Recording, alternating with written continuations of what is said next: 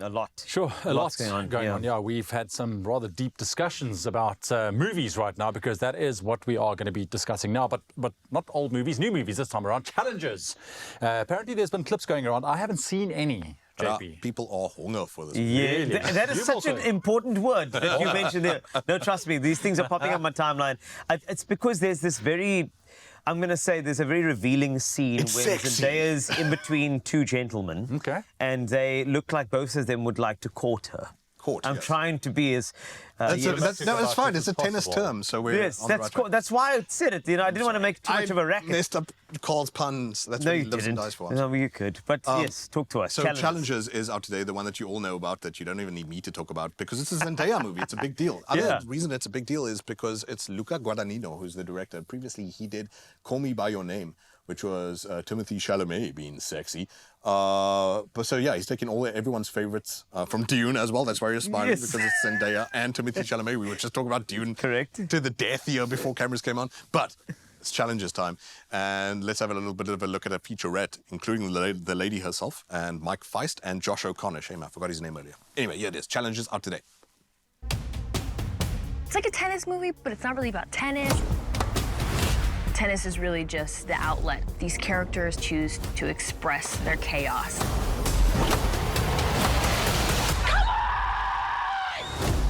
At the beginning of the film, Patrick and Art both fall in love with Tashi. How often does this happen? Going after the same girl? Not as often as you think. Patrick tries to woo Tashi, and Art tries to woo Tashi. Come here. Which one of us?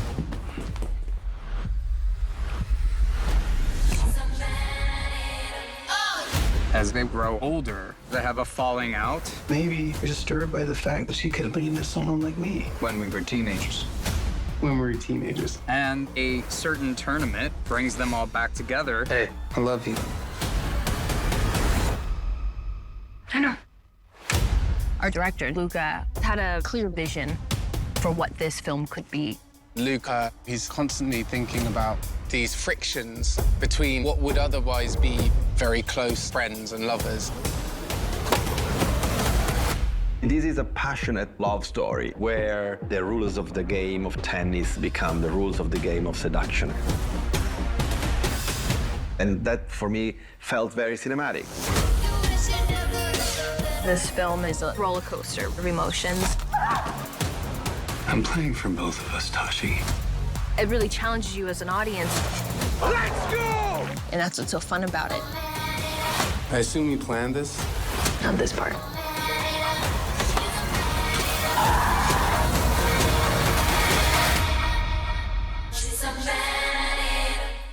No, though. Okay. Well, we know officially till the intrigued after that one. Yes. And the thing that Shame Ewan pointed out, because he's a good boy, unlike us freaks, us pervs, Carl and JP. What are you talking about? It's a sexy movie. Like, Ewan was like, it just looks like a good sports movie, too. And that's what critics are saying. Yeah. I've not seen it just yet. This is only a preview. But apparently, like, if you love stuff like Rocky, if you love stuff like Warrior and all that other business, it's a sports movie, too, as well as a menage a trois. Was a lot more gurgly R than I planned for. So the story being, we start off with the characters in their teen years, and all of them are aspiring and very promising tennis players. And one night, they decide to get a bit silly and seduce the young lady who seems like she's innocent. Everyone's like, I wonder if she's not the conniving, the planning one here. We'll find out when we watch the movie, and we definitely will this weekend. So there's a hookup. And then years later, she decides on someone, or they decide on someone. Who knows? Who decides on what? It's a love triangle. Who loves who? Maybe the boys love each other too. Aha, there's another twist in the tail. And a twist in the tail, a twist in the knee, is what disrupts her career when she was like on the verge of possibly being like literally like the next Naomi Osaka type level of tennis player. She then has to take a back seat because her knee is done, man. Then she ends up coaching her husband. That's right. She ends up marrying one of the dudes who she hooked up with. And there is still, however, this undercurrent of who should have won her, who was, the challenger for her love. So this is sort of like back in the day when movies had like men dueling with swords, now it's tennis rackets for who is going to rescue the damsel in distress. However, is she the hapless, innocent damsel that everyone thinks she is, or is she planning this all along? Because is she manipulating the guys? Is it a Gone Girl sort of situation? It could be very intriguing and very saucy. People are going wild for not just that, but also like apparently the way Luca Guadagnino films Sweat and men in short shorts has everyone hot under the collar.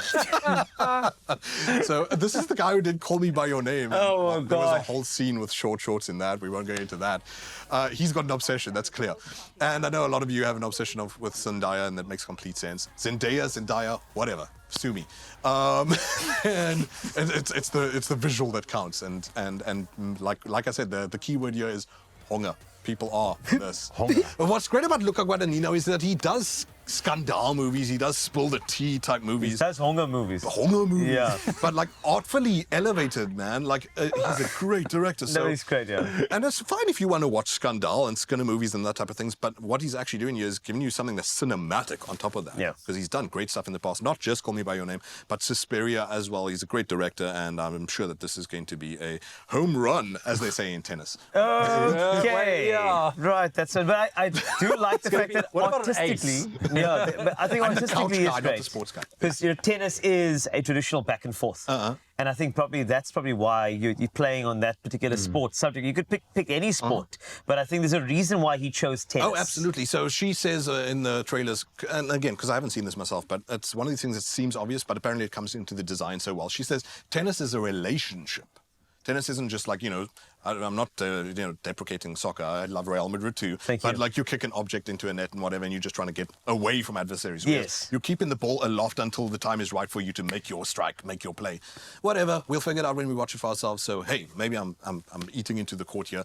Let's have a look at another scene from Challengers, and this is later in their love triangle where she is possibly manipulating the guy. He is possibly manipulating her. Who knows until we watch it today. Tell me it doesn't matter.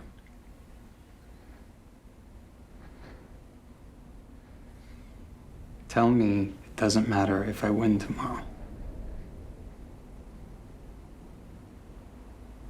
No. You tell me if it matters. You're the professional competitor, Art. It can't be about avoiding my judgment. I'm not a nun. I'm not your mommy. I'm just asking that you love me no matter what. What am I, Jesus? Yeah.